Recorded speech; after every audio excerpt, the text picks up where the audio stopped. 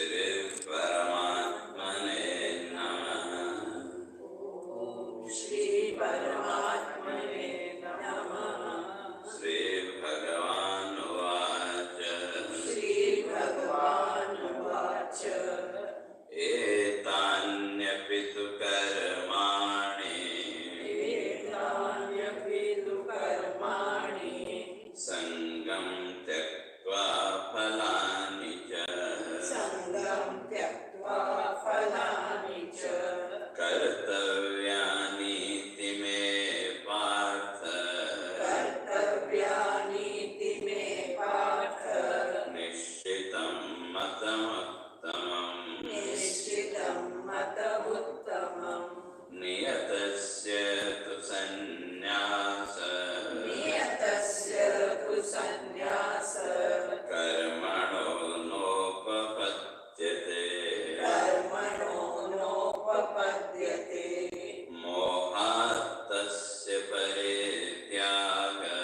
मोहात् तस्य परित्याग तामस परिकीर्तित तामस परिकीर्तित दुःखमित्येव यत्कर्म दुःखमित्येव यत्कर्म कायक्लेशभयात् त्यजेत् कायक्लेशभयात् त्यजेत् सकृत्वा राजसं त्यागम् सकृत्वा राजसं त्यागम् नैव त्यागफलं लभेत् नैव त्यागफलं लभेत् कार्यमित्येव यत्कर्म कार्यमित्येव यत्कर्म नियतं क्रियतेऽर्जुन नियतं क्रियतेऽर्जुन संगं त्यक्त्वा फलं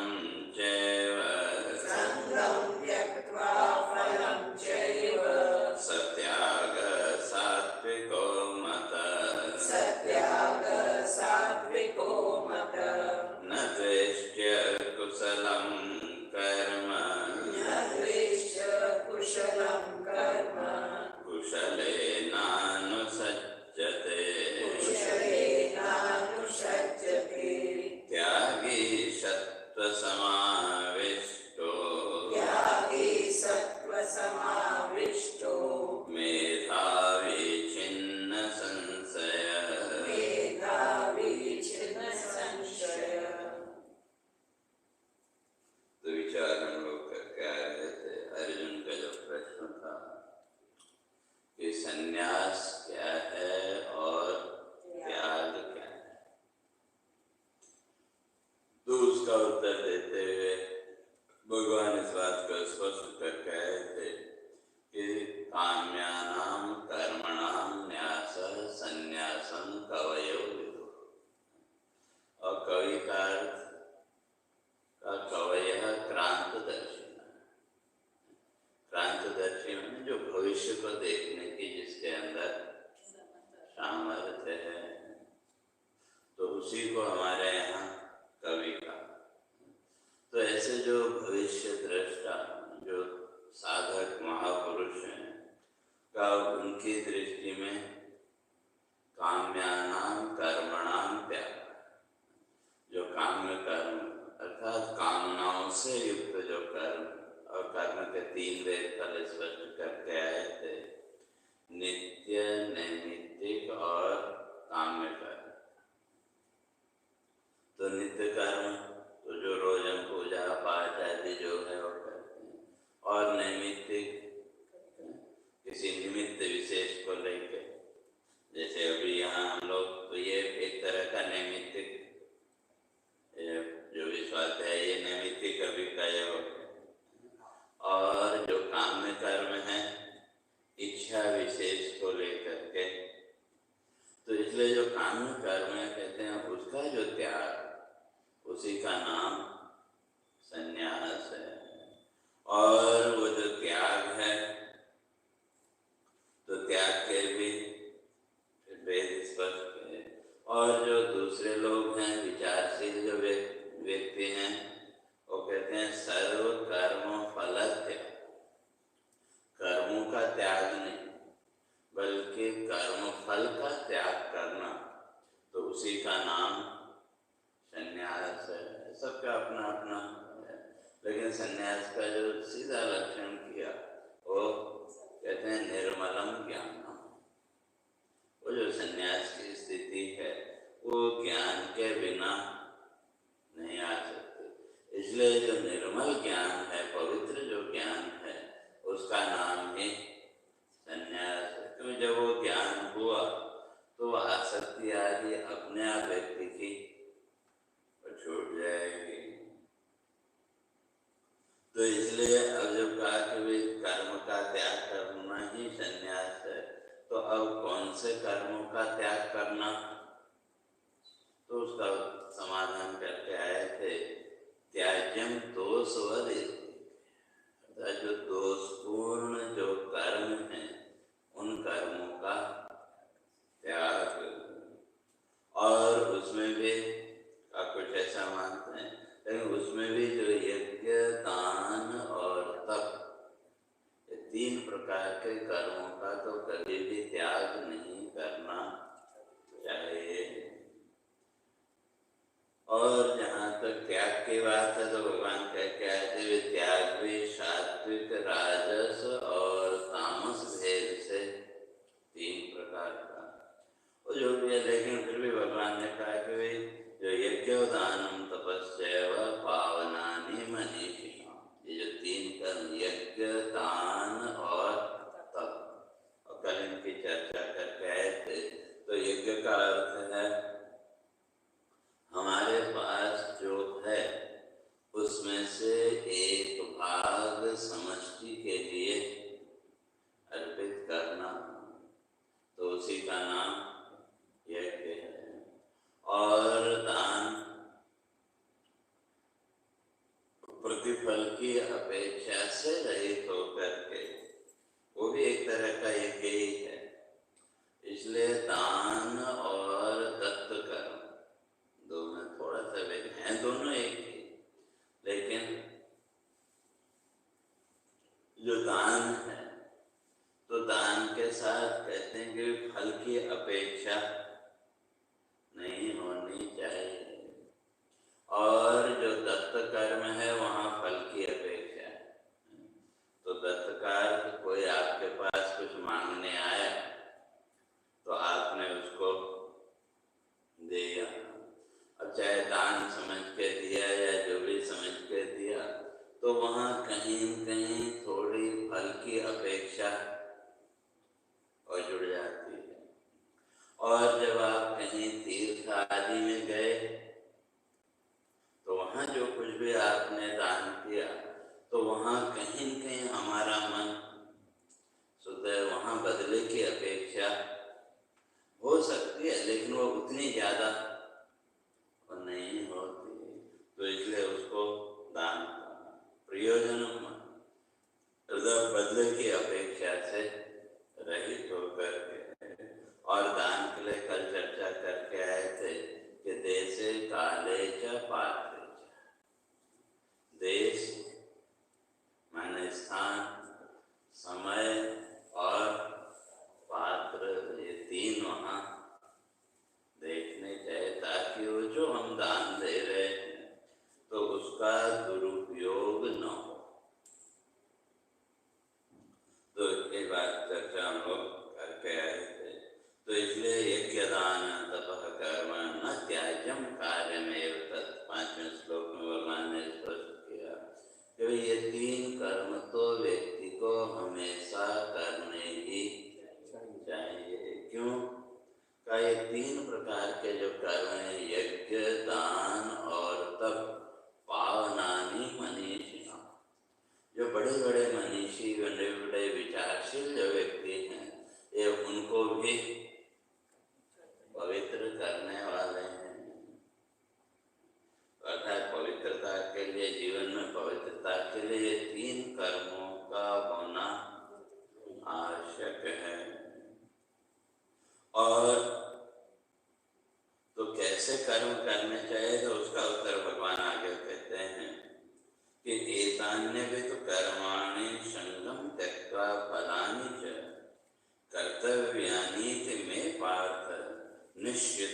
कर्मकम उत्तम।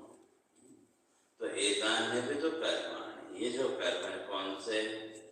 यज्ञ, दान और तप। तो कैसे करने चाहिए?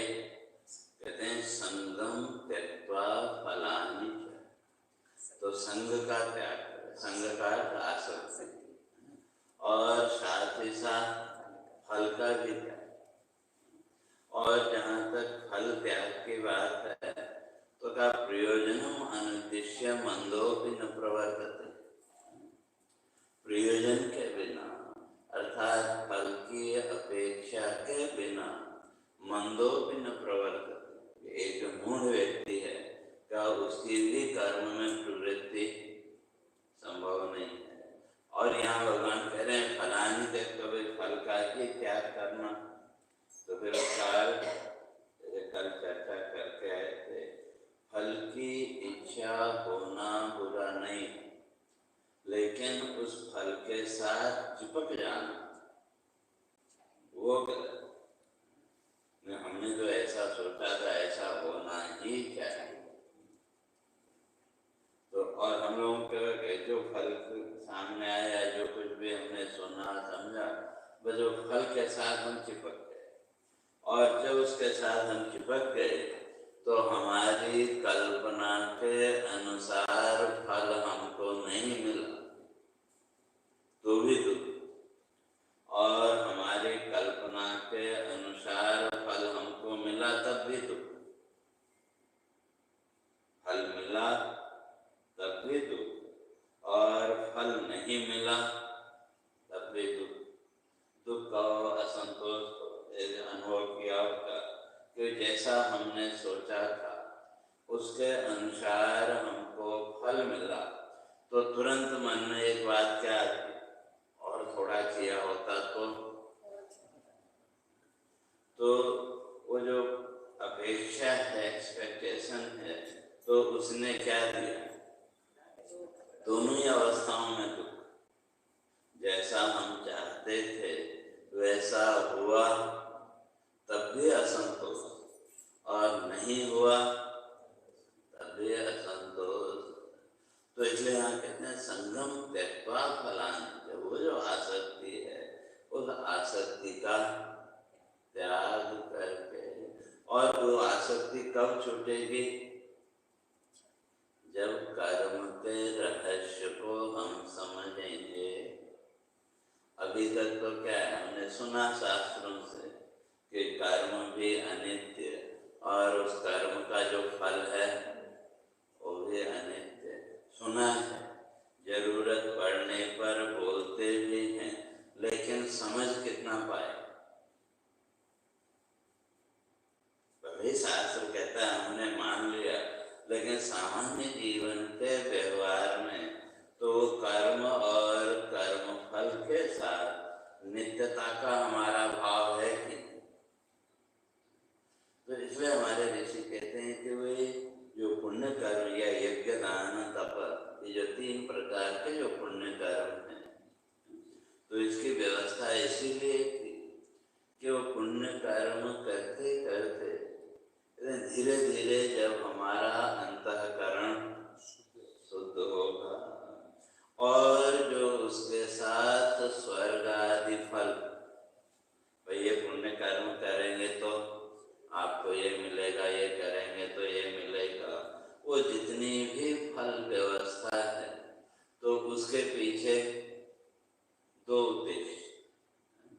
एक तो जो सामान्य व्यक्ति है उसको पाप कर्मों से बचाना,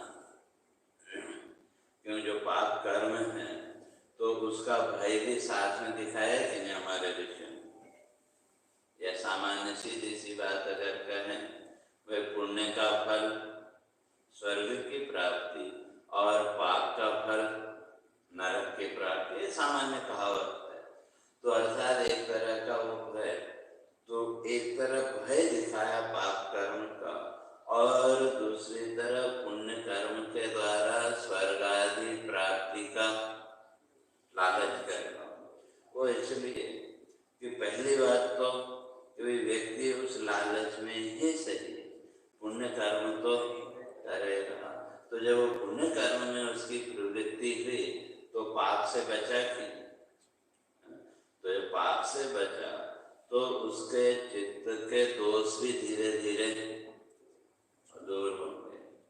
और दूसरा, जब वो पुण्य कर्म कर रहा है तो फल सामने रखा, अब फल मिलेगा कि नहीं मिलेगा वो बात की बात है, लेकिन वो पुण्य कर्म तो अपना काम करेगा कि नहीं।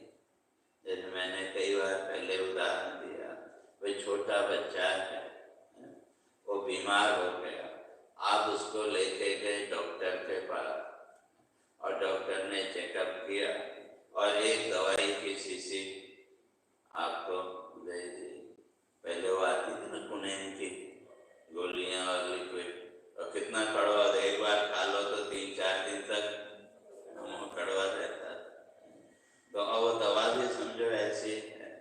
अब वो छोटा बच्चा ऐसे तो दवा नहीं पिएगा, उसको कुछ न कुछ लालच देना पड़ेगा कि नहीं। अब वो जो आपने लालच उसको दिया वो देंगे कि नहीं देंगे वो बात आपके ऊपर है, लेकिन वो खिलौना या उस मनपसंद वस्तु के लालच में वो बच्चा कड़वी दवा भी पी लेता है कि नहीं। और जब वो दवा उसने पी तो दवा अपना काम करेगी कि नहीं। तो अब देखो, आपकी दृष्टि और बच्चे की दृष्टि दोनों में अंतर है कि नहीं। तो आपकी जो दृष्टि है वो कहाँ है? बच्चे के रोग को ठीक करने में, और वो जो बच्चा है उसको रोग से कुछ लेना देना नहीं, उसकी दृष्टि कहाँ है? वो जो प्रलोभन आपने दिया खिलौने आदि का, तो दोनों की दृष्टि में अंतर है कि नहीं। तो इसी तरह से हमारे ऋषियों की जो दृष्टि है तो वो कहाँ है? वो हमको स्वर्ग आदि के कर्म बंधन में बांधने की दृष्टि नहीं है, क्योंकि उनकी दृष्टि क्या है? हमको धीरे धीरे उस बंधन से बाहर निकालना। लेकिन अब सामान्य व्यक्ति की ऐसे ही तो कर्म में प्रवृत्ति नहीं होती, तो इसलिए उसके सामने उसका एक प्रलोभन, एक लालच, भाई तुम ये करोगे तो ये मिल जाएगा। क्योंकि संसार की दृष्टि हुई, जो भी कर्म या बचपन से जो कुछ भी हमने सुना, जो कुछ भी सीखा, वो यही सीखा है, तुम ये करोगे तुमको ये मिलेगा, तुम ये करोगे तो तुमको ये मिलेगा। तो हमारी जो दृष्टि है वो कैसी है? त्याग दृष्टि नहीं है। हमारी जो दृष्टि है, जीवन दृष्टि, वो कुछ न कुछ बदले में हमको चाहिए।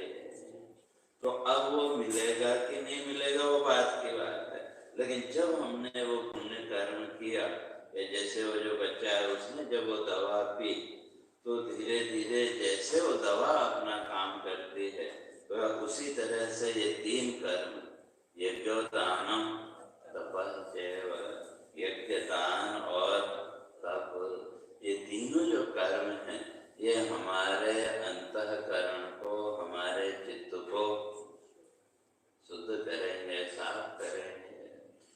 और वो शुद्ध होते होते जिस दिन उसका वो पॉइंट आएगा तो वहां तक पहुंचने पर क्या होगा?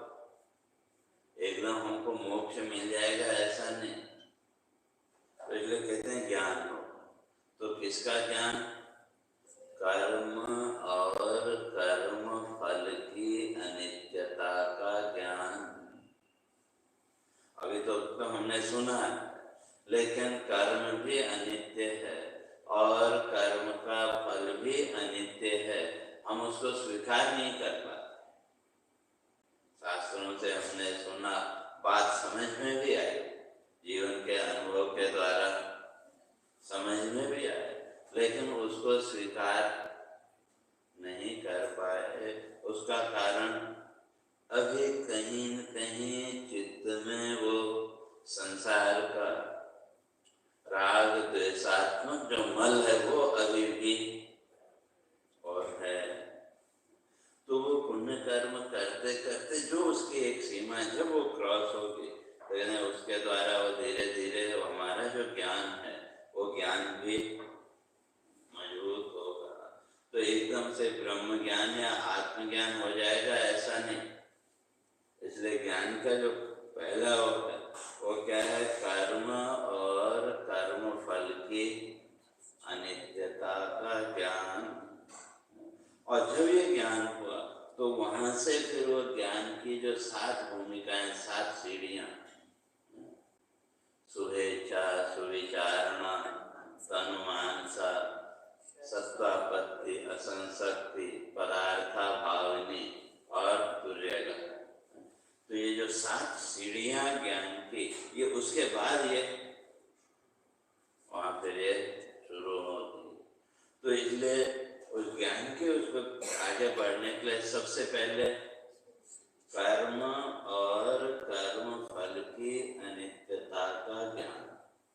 क्यों, जब तक कर्म और कर्म फल की अनित्यता का ज्ञान प्रकट नहीं होगा तब तक वो शुभेच्छा भी, सामान्य शुभेच्छा तो सबकी, मेरे जीवन में बुरा हो ऐसा कोई नहीं चाहता। हर व्यक्ति क्या चाहता है, मेरे जीवन में अच्छा ही हो। और वो जो अच्छापन है उसको हमने कहीं न कहीं इस भौतिक फलों के साथ जोड़ रखा है कि नहीं। मेरे जीवन में ये मिल जाएगा तो अच्छा हो जाएगा, मुझे ये मिल जाएगा तो अच्छा हो जाएगा।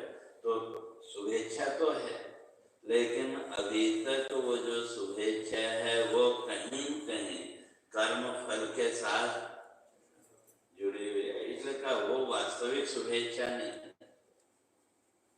लेकिन वो शुभेच्छा भी धीरे धीरे हमको किसमें, पुण्य कर्म में प्रवृत्त करेगी। तो उसके द्वारा जब चित्त शुद्ध होगा तो कर्म और कर्म फल की अनित्यता का ज्ञान। और जिस दिन ये बोध हमारे जीवन में हो गया, जितना भी हुआ एकदम से पूरा बोध हो जाएगा ऐसा नहीं, लेकिन जितने अंश में भी हुआ उतने अंश में ये जो कर्म और कर्म फल के साथ हमारी जो आसक्ति है वो धीरे धीरे अपने आप कम होने लगेगी। क्यों, अभी तक तो हम कर्म कर रहे थे किसके लिए, फल की प्राप्ति के लिए। और जिस दिन ये बोध हो गया तो कर्म भी अनित्य है और कर्म का जो फल है वो भी अनित्य है। तो जिस दिन ये ज्ञान हमको हो गया तो उस दिन वो आसक्ति छूट गई। लेकिन कर्म तो प्रारब्ध के अनुसार करना पड़ेगा। तो किसके लिए, तो कर्म और कर्म फल अनित्य है ये हमको बोध हो गया। तो अभी तक कर्म फल के लिए हम कर्म कर रहे थे, तो अब वही कर्म की जो स्थिति है वो बदल गई। तो वो कर्म अब किसके लिए, तो जो कर्म फल देने वाला है, चाहे ईश्वर कहो भगवान कहो, तो कर्म फल अनित्य है ये हमको पक्का हो गया। लेकिन जो कर्म फल देने वाला है उसको तो नित्य मानते हैं कि नहीं। तो कर्म वही कर रहे हैं लेकिन उसकी स्थिति बदल गई।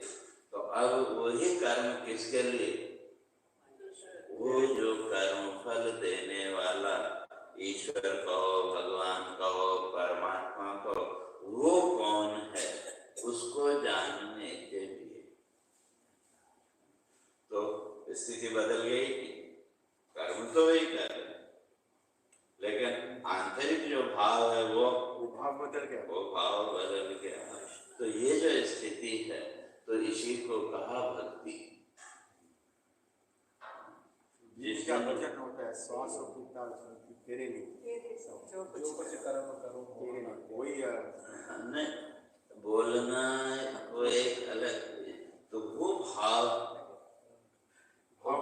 अंदर से, और वो भाव जब तक कर्म और कर्म फल की अनित्यता उसको जब तक हम समझेंगे नहीं तब तक वो भाव क्यों वहाँ तो जैसे मैंने पहले भी कहा, हमने भजन बोला, थोड़ा सा एक भावात्मक वो बना, वो टाइप लेकिन उसके साथ भी फिर हम फल जोड़ लेते हैं कि वही जैसे क्योंकि आज तो हमने इतनी तल्लीनता से वो किया, भाई यार उनके भाई इसका ये फल पे मुझे मिलना चाहिए।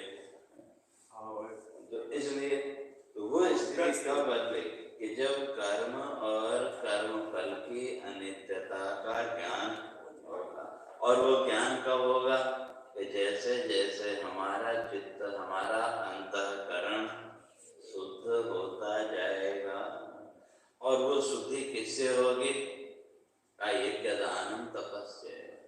ये जो 3 कर्म हैं, यज्ञ दान और तप, ये तीनों जो कर्म हैं, पावनानि मनीषिणाम, बड़े बड़े जो मनीषी हैं, विचारशील व्यक्ति हैं, का उनके चित्त को भी ये पवित्र करने वाले का तो बोध देना, जीवन की वास्तविकता का ज्ञान। और पहला ज्ञान का जो पहला स्टेप है वो यही है, कर्म और कर्म फल की अनित्यता का ज्ञान। और अब कर्म कर रहे हैं उस ईश्वर तत्व को जानने के लिए, तो हमारा सारा कंसंट्रेशन अब कहाँ हो गया? ईश्वर में। अब कर्म या कर्म फल में हमारा वो आसक्ति है, कंसंट्रेशन और क्या नहीं है। तो अब वो करते करते जो वहाँ भी वो चित्त की शुद्धि हुई, तो जब वो ईश्वर है तो ईश्वर का भी दर्शन फिर किस रूप में होगा? स्वयं के रूप में।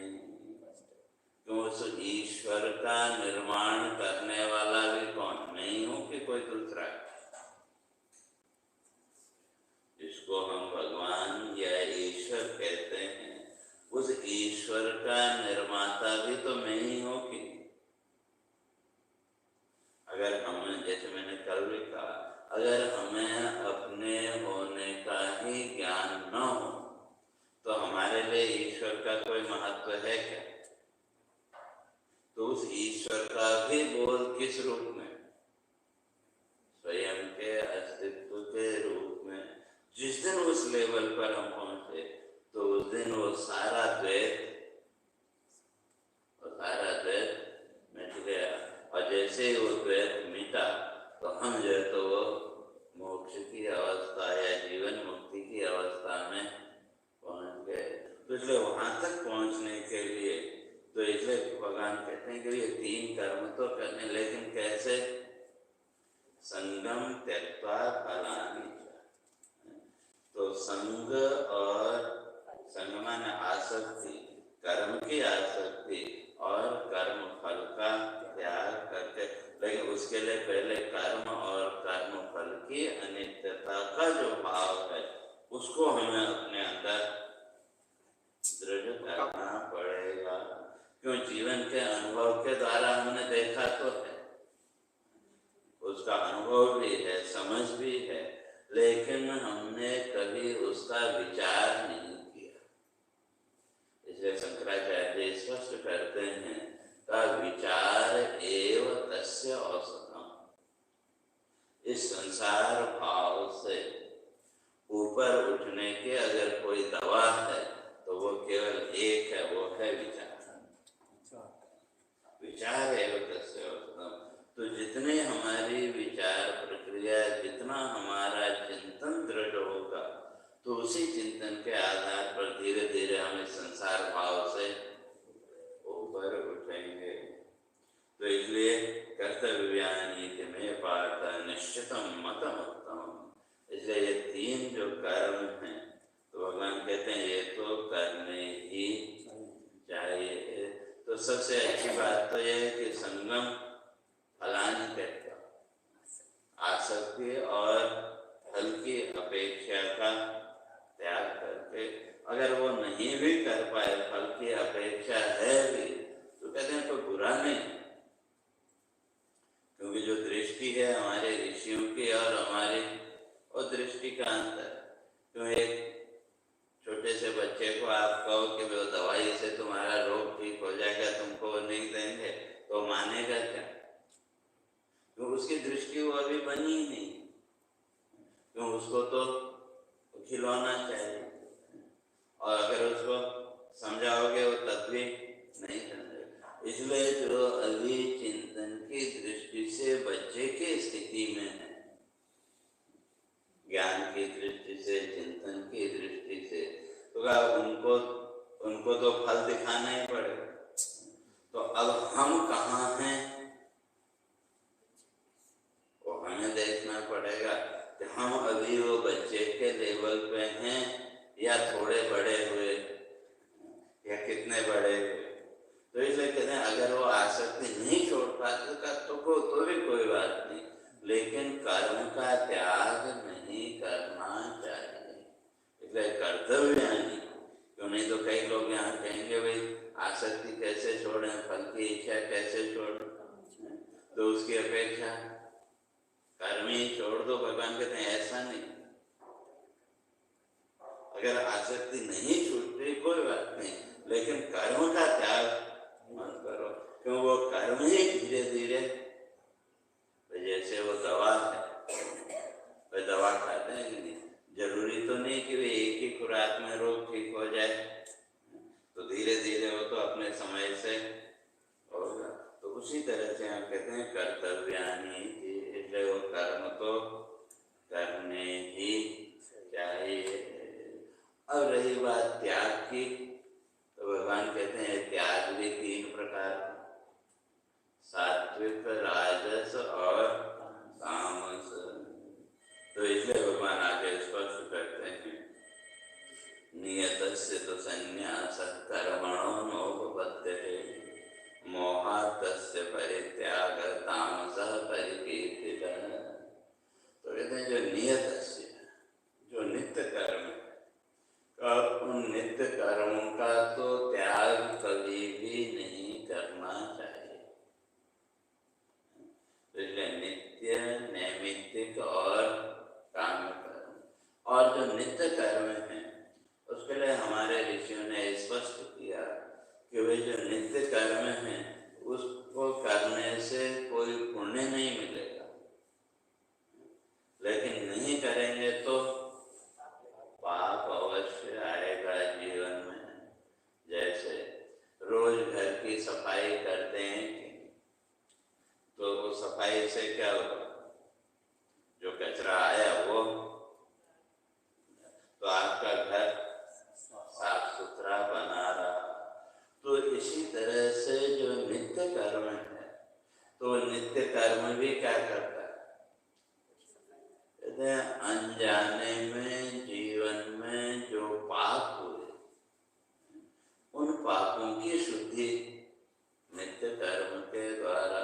जैसे वे रास्ते में जा रहे हैं, पैर के नीचे कोई चींटी आदि कोई जीव आ गया, वह उसको मारने का हमारा कोई वो नहीं है, लेकिन फिर भी आ गया तो जो सात्विक व्यक्ति है तो उसके अंदर थोड़ा सा दुख का भाव भी आता है, लेकिन क्या कर सकते, नहीं, तो वो दुख का भाव तो आया कि नहीं, वो पाप तो हुआ कि नहीं। तो ऐसे जो अदृश्य पाप है, अनजाने उसमें जो होते हैं, तो उनकी जो शुद्धि है वो नित्य कर्म के द्वारा। तो इसलिए वो नित्य कर्म से कोई पुण्य मिलेगा ऐसा नहीं। हाँ ये है कि वे आपका नित्य कर्म जीवन में अनजाने में होने वाले जो पाप आदि हैं, अगर उससे ज्यादा आपका वो नित्य कर्म है तो उसका जो भी पुण्य है वो जमा रहेगा। तो अब किसी दिन आप किसी कारणवश वो नित्य कर्म आदि अपना नहीं कर पाए, तो कहते हैं वहां फिर वो काम आएगा, तो वो वहां आपकी वो चित्त की शुद्धि वो करेगा।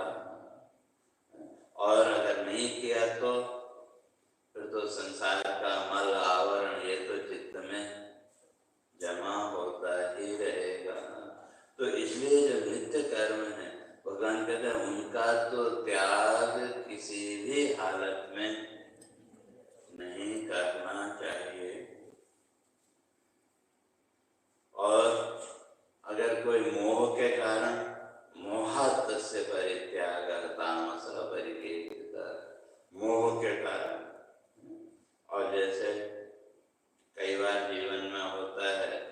कोई संसार वृत्ति, संसार का भाव कभी ज्यादा प्रबल हो गया तो उस दिन हमारा नित्य कर्म छूट जाता है कि नहीं? जो रोज का हमारा नियम, जो कुछ भी हम करते हैं, संसार की कोई वृत्ति या संसार का कोई भाव उस दिन ज्यादा हो गया तो उस दिन वो छूट गया। तो इस तरह का जो त्याग है, कहते हैं वो तामसी त्याग है। तो पहली बात, नित्य कर्म में क्या कर, नित्य कर्म में कई चीजें हैं, पंच यज्ञ हैं, तो बहुत सी चीजें रोज का, जो रोज आज सुबह उठने के बाद स्नान आदि, अगर एक दिन स्नान नहीं करें तो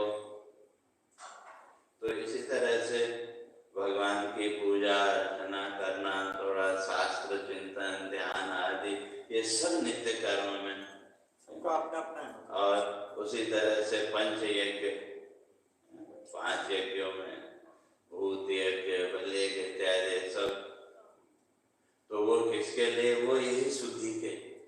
तो इसलिए नित्य कर्म में वो पंच यज्ञ को मान। पुराने उसमें देखो, पहले माताएं भोजन बनाते थे तो सबसे पहले वो अग्नि को थोड़ा अर्पित किया और थोड़ा गौग्रास पहले निकाल दिया, तो उसके द्वारा अन्न की शुद्धि हो गई। और जो शास्त्र चिंतन आदि है तो का ये ऋषि यज्ञ, जो रोज हम शास्त्र का जो चिंतन करते हैं, ये ऋषि यज्ञ है। और भूत यज्ञ, वो जो बलि आपने निकाली वो भूत यज्ञ हो गया, गौग्रास आदि जो निकालते हैं। और उसी तरह से फिर पहले तो कई लोग, आज भी कुछ लोग हैं कि वे जब तक किसी अतिथि को भोजन नहीं कराना तब तक वे भोजन नहीं करना, ऐसा नियम आज भी कईयों का है। तो वो मनुष्य एक, तो इस तरह से वो अलग अलग वो व्यवस्थाएं। तो ये सब नित्य जो कर्म है, तो ये नित्य कर्म किसके लिए? वो वहां भी हमने फल को जोड़ दिया, लेकिन वास्तव में वो हमारे चित्त की शुद्धि। तो इसलिए उसमें ये 3 मुख्य रूप से यज्ञ, दान और तप। तो जैसे आजकल भी कई लोगों का होता है, कई जगह मैंने देखा, खास करके मारवाड़ी वगैरह जो लोग हैं उनके यहाँ, कि वे उन्होंने एक अलग से वो गुल्लक और बना के वे रोज का उसमें निकाल के रखना। वो कईयों में सबका अलग अलग है, वो भी जो भी है, फिर उसमें से फिर अपने उपयोग में और नहीं लेना। तो वो तरफ एक हो गया कि भाई जो भी हमारा है उसमें से एक भाग हमने समष्टि के लिए, उसके लिए। तो उससे क्या है कि भाई आपको कभी कुछ करना तो एकदम से आपके ऊपर बोझ नहीं बना, आपने रोज का थोड़ा थोड़ा वो करके रखा। तो जब भी आपको ऐसा कुछ करना है तो उस समय आपको सोचने की जरूरत नहीं पड़ी। तो ये सब जो है तो चित्त की शुद्धि के साथ, तो वहाँ कोई फल वो नहीं है, बल्कि उसके द्वारा हमारा जो चित्त है वो धीरे धीरे और शुद्ध होता रहेगा।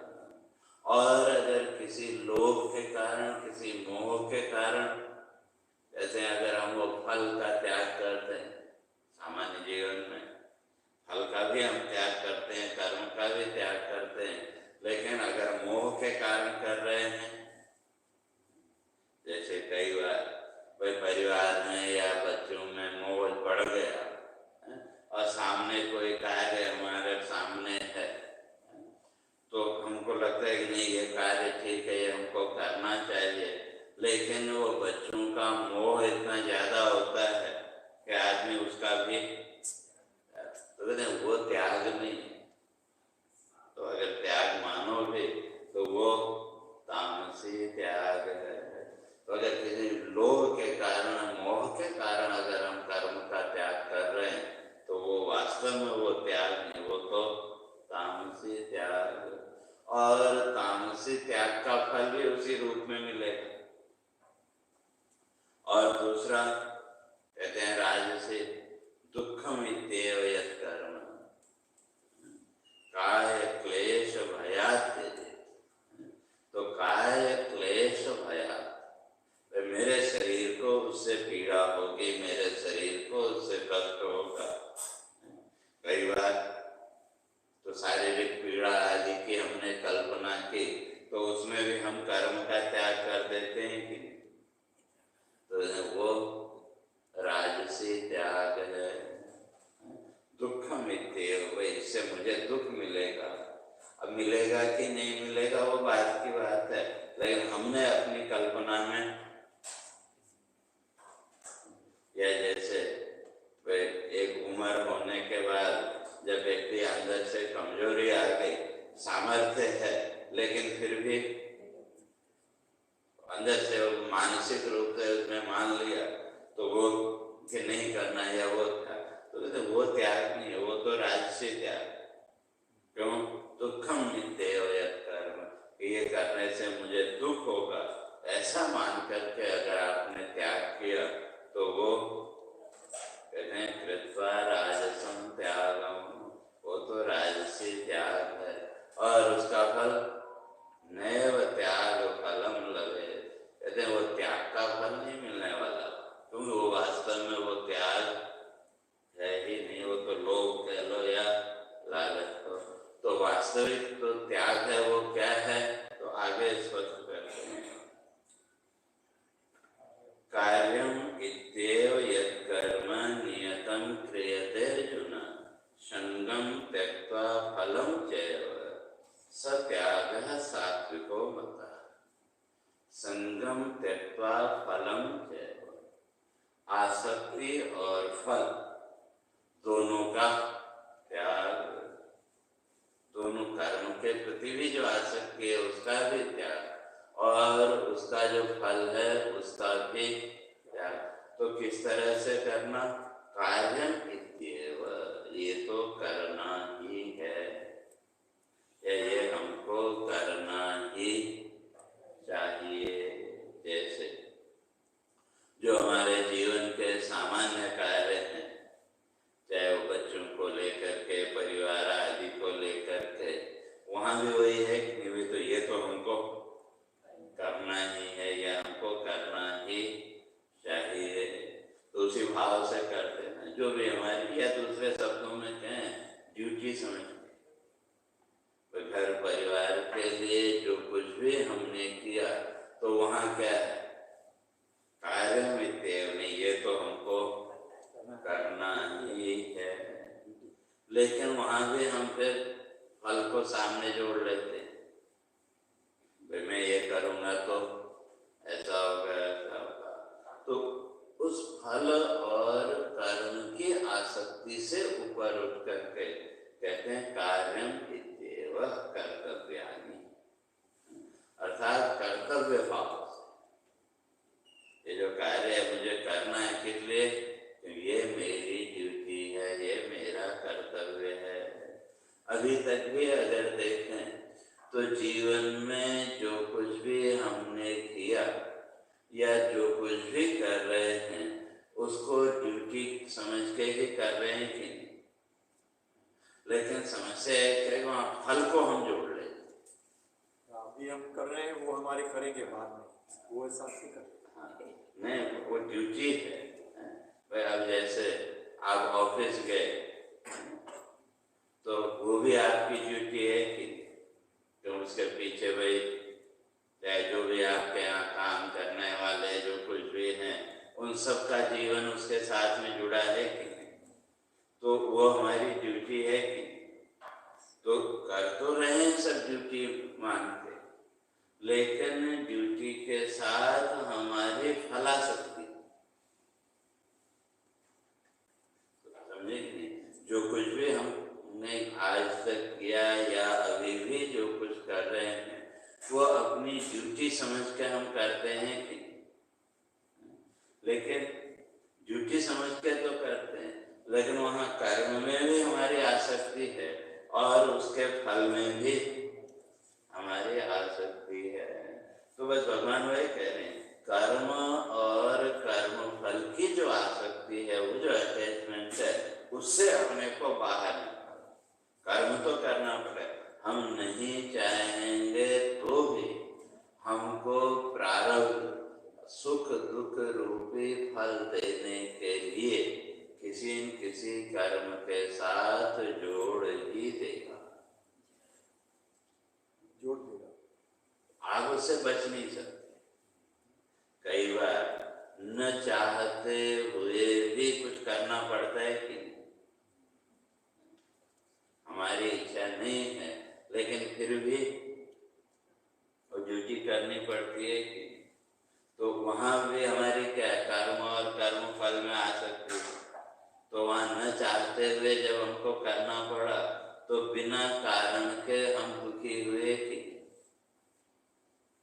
और कर्म तो करना पड़ेगा। या वो प्रारब्ध ने क्या किया, हमको लाके वहाँ खड़ा कर दिया।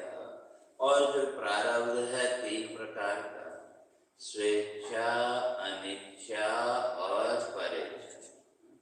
तो इन तीनों प्रारब्धों में से जो भी प्रारब्ध सामने आएगा, वो अपना फल देने के लिए हमको किसी न किसी कर्म के साथ जोड़ ही देगा, हम चाहें या न चाहें। और इस संसार में जितने भी प्राणी हैं, हर एक के साथ ये 3 प्रकार का प्रारब्ध जुड़ा हुआ है, स्वेच्छा, अनिच्छा और परेच्छा। तो स्वेच्छा का अर्थ है हमारे मन में कोई विचार आया तो उससे प्रेरित होकर के हमने कोई कार्य किया। और कई बार ऐसा भी होता है किसी कार्य को लिए हम बहुत अपना दिमाग उपयोग करते हैं, ऐसे करें, कुछ समझ में नहीं आता तो फिर थक करके हमने छोड़ दिया। फिर 2 घंटे बाद या 2 दिन बाद अचानक क्लिक होता है तो अगर ऐसा करें तो उससे प्रेरित होकर हमने वो कार्य किया तो उससे हमको सुख मिला। तो मन में आता है कि अगर ये विचार 2 दिन पहले आ गया होता तो ज्यादा सुख मिलता है कि नहीं। तो 2 दिन पहले तो हमने प्रयास बहुत किया, फिर क्यों नहीं आया? उसका कारण कि वो जो प्रारब्ध है वो शुरू होने का अभी समय नहीं आया, चाहे वो सुख हो चाहे दुख। तो वो सुख का प्रारब्ध वहां से शुरू हो रहा था तो कोई अदृश्य शक्ति ने हमारे अंदर वो प्रेरणा जागृत की कि तुम ऐसा करो तो होगा। लेकिन हमारी कोशिश करने पर भी फिर 2 दिन पहले क्यों नहीं हुआ? हमने तो प्रयास किया। तो वो हमें वो कौन है? वो कहते हैं वही प्रारब्ध। तो स्वेच्छा या उसी तरह से फिर परेच्छा। परेच्छा में भी हमारी इच्छा नहीं लेकिन हमारे परिवार के किसी सदस्य की इच्छा, तो वहाँ भी किसी परिवार के किसी मेंबर की इच्छा को हम तुरंत मान लेते हैं क्या? कई बार ऐसा होता है 2, 4, 10 दिन हमने टाला, फिर बाद में अरे भैया इतने दिन से कह रहा है तो चलो मान लो। जब उस बात को मानना ही था फिर पहले ही दिन क्यों नहीं माना? 10 दिन या 2, 4 दिन आपने क्यों उसको लटकाया? तो वहां भी फिर फल के रूप में वही 2 चीजें, सुख या दुख। तो वो जो भी सुख दुख का प्रारब्ध वहां शुरू हो रहा था, इसलिए उससे पहले तक हम उस पर अड़े रहे, नहीं वे ऐसा नहीं होता। लेकिन फिर जब पहले अड़े थे तो फिर क्यों माना उस समय? तो ये क्या हो गया? ये अनिच्छा, परेच्छा। और तीसरा अनिच्छा। और अनिच्छा प्रारब्ध तो हम लोग 2 साल हो गए हैं सब लोग। कोरोना काल जो है वो अनिच्छा प्रारब्ध। तो किसी की इच्छा नहीं लेकिन फिर भी वो परिस्थितियां, तो उससे भी हमको 2 ही चीजें मिली, सुख और दुख। तो ये तीनों प्रारब्धों में से जो प्रारब्ध फल देने के लिए सामने आ रहा होगा, तो हमारे ऋषि कहते हैं कि भाई वो थोड़ी देर के लिए हमारी बुद्धि को भी वैसे ही डाइवर्ट कर देगा, मोड़ देगा। तो इसलिए तो जो कर्म, जिस कर्म में हम अपना वो मानते हैं कि भाई मैंने ऐसा किया, मैंने वैसा किया, वास्तव में वो भी एक भ्रम।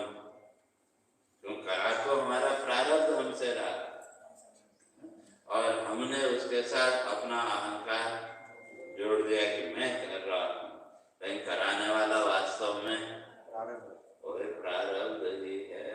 तो जिस दिन ये बात हमारी समझ में आ गई, तो उस दिन कर्म और कर्म फल की जो आसक्ति है वो अपने आप छूट जाएगी। तो फिर कौन से कर्म का हम संकल्प करेंगे? तो संकल्प कराने वाला भी वही प्रारब्ध के हैं, वही देवी शक्ति पीछे बैठी है। तो फिर हमारा उसमें क्या है? हमने तो खाली अपना अहंकार उसके साथ जोड़ रखा है। और जिस दिन इस अहंकार भाव से हम बाहर निकल गए, तो उस दिन कर्म और कर्म फल की जो आसक्ति है वो जोड़ जाएगी। कर्म की भी आसक्ति नहीं, मुझे ऐसा ही करना चाहिए, ठीक है, प्रारब्ध के अनुसार जो सामने आया वही वो करेंगे, और जो सामने नहीं आया तो उसकी चिंता भी नहीं। लेकिन समस्या यह है कि हम दोनों की चिंता करते हैं। क्योंकि कर्म के साथ और फल के साथ अभी हमारी वो आसक्ति बंधी हुई है। पुरुषार्थ करना है वहाँ करते हैं। तो इसलिए हम कहते हैं कि भाई, तो इसलिए कार्य में क्रिय, तो इसलिए कर्तव्य भाव से अपना कर्म करना, और फल और संगम त्यक्त्वा फलानि च, संग और फल, इन दोनों का जो त्याग, अर्थात कर्म की आसक्ति और कर्म फल की आसक्ति का जो त्याग, वही वास्तव में सात्विक त्याग है। कर्म तो करना ही पड़ेगा, कर्म तो प्रारब्ध हमसे, हम नहीं चाहें तब भी तो हमसे कराएगा। तो कई बार जीवन में अनुभव किया, अगर हम नहीं चाहते हुए भी, एक कथा सुनाते हैं स्वामी जी, एक पंडित जी थे, एक दिन उन्होंने अपनी कुंडली देखी, तो अपनी कुंडली देखी तो देखा कि इन्हें आज तो मीठा खाना पड़ेगा, तो मीठा खाना पड़ेगा, तो निश्चय किया आज मीठा नहीं खाएंगे, देखते हैं भाग्य क्या करता है। अब घर में रहेंगे तो कोई आग्रह करेगा, इसलिए सोचा चलो पूरा दिन जंगल में, तो जंगल में गए और एक जगह एक बढ़िया पेड़ देखा, उसके ऊपर जाके बैठ गए और सब देखते रहे। तो पूरा दिन निकल गया, बड़े खुश हुए, और शाम का धुंधलका होने वाला था। इतने में 3-4 बजे के समय कोई एक पिकनिक वाला ग्रुप बच्चों का परिवार के साथ कोई आया, तो वो उसी पेड़ के नीचे बैठे। तो घूमते घूमते थक गए, तो खाना पीना जो साथ में लाए थे, कहते हैं कि वो एक खीर की हंडी थी, वो भी थी, तो वो रखी वहाँ, लेकिन भोजन करते समय भूल गए। कई बार होता है ना, भाई आपने सब चीजें रखी हैं, लेकिन भोजन के समय सामने वस्तु रखी है फिर भी भूल जाते, क्यों? प्रारब्ध में उस समय नहीं है, फिर बाद में ध्यान आया, फिर बाद में जो भी किया। तो उसी तरह वो लोग भी खाना पीना खाए और चले गए। अब ये ऊपर से वो देख रहा है सब। अब वो लोग गए तो थोड़ी देर बाद एक डाकुओं का समूह आया, तो डाकुओं का समूह आया तो अब लूटने की योजना बनाने लगा। तो इतने में हुआ तो पहले, उससे पहले कुछ खाने पीने की व्यवस्था की जाए, वे खा पी ले तो फिर आगे का। तो इतने में एक डाकू की नजर पड़ी उस पर, ठीक है, अरे यहाँ कुछ रखा है, क्या है? तो खोल के देखा तो बढ़िया, ठीक। अब उनको संशय हुआ भाई कैसे है, क्या है, भाई ऐसे ही खा लें, कुछ मिला हुआ हो तो भाई ऐसे कौन छोड़ के जाएगा। इतने में वो पंडित जो ऊपर बैठा था उसको आई चीज, बाकी बाकी चीजें तो हम रोक सकते हैं, लेकिन छींक को कोशिश करने पर भी व्यक्ति नहीं रोक सकता। और छींक आई तो इनका ध्यान है कौन है, तो उसको उतारा नहीं, बेटा खा खीर खा, रोजा नहीं खा। अब डाकू अब 2-4 पढ़वा रहे तो अब क्या करे बेचारा, खाना पर तो खाया तो फिर ठीक ठाक। तो फिर पूछा क्यों नहीं खा रहा था, तो फिर उसने सारी कहानी बताई, ऐसे ऐसे तो मैं अपने माँ के देख के आया था, वे आज जो तो मीठा खाना लिखा था, तो मैंने निश्चय किया कि मैं नहीं खाऊंगा। तो इसी तरह से कहने का अर्थ है कि जो प्रारब्ध में जो कुछ भी है, सुख और दुख का भोग, तो उसके अनुसार प्रारब्ध हमको किसी न किसी कर्म के साथ जोड़ ही देगा। तो जब कर्म के साथ वो प्रारब्ध ही जोड़ने वाला है, तो फिर हम व्यर्थ का संकल्प क्यों करें। जिस दिन ये बात हमारे अंदर दृढ़ होते, कहना या सुनना वो एक अलग बात है, लेकिन उसके अंदर वो दृढ़ता कितनी है हमारे अंदर, तो वो दृढ़ता जिस दिन आ जाएगी, तो उस दिन वो कर्म की आसक्ति, और जब कर्म की आसक्ति छूट गई तो फल की आसक्ति भी अपने आप छूट जाएगी। तो कहते वही त्याग वास्तव में सात्विक है। तो अब प्रश्न उठा कि भाई अब कर्म तो हर तरह के हमारे सामने आते हैं, ठीक है, जो दोषपूर्ण जो कर्म है का उससे तो बचना आसान है, लेकिन जो पुण्य कर्म है या जिनका अच्छा फल हमारे ऋषियों ने बताया, कहते उसका त्याग करना, तो वो कैसे करें, तो उसकी बात फिर अगले श्लोक में भगवान बताते हैं, तो उसकी चर्चा करें।